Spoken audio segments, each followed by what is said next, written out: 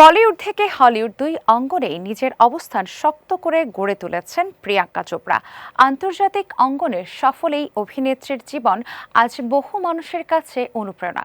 তবে তার এই সাফল্যের পেছনে লুকিয়ে আছে সংগ্রামের গল্প, যা সম্প্রতি আবারও সামনে এনেছেন তিনি। সম্প্রতি এক সাক্ষাৎকারে কিশোরীবেলার তিক্ত অভিজ্ঞতার কথা বলতে গিয়ে তিনি জানান, পড়াশোনার জন্য যুক্তরাষ্ট্রে গিয়ে নতুন পরিবেশে মানিয়ে নিতে গিয়ে নানা সমস্যার মুখে পড়তে হয়েছিল তাকে। বিশেষ করে বর্ণবিদ্বেষের কারণে সেই সময়টা ছিল তার জন্য অত্যন্ত কঠিন। প্রিয়াঙ্কা জানান, নতুন স্কুলে প্রথম কয়েক সপ্তাহ তিনি ভীষণ অস্বস্তিতে ছিলেন।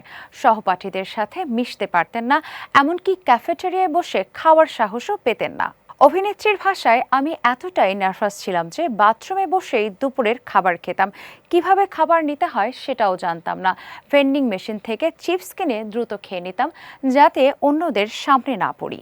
তিনি আরও জানান, গায়ের রঙের কারণে সহপাঠীদের কাছ থেকে কটূক্তির শিকার হতে হয়েছে তাকে। কেউ কেউ তাকে ব্রাউনি বা কারি বলে ডাকত, যা তার মনে গভীর প্রভাব ফেলেছিল। তবে সময়ের সঙ্গে সঙ্গে সেই কঠিন সময় কাটিয়ে উঠতে সক্ষম হন প্রিয়াঙ্কা।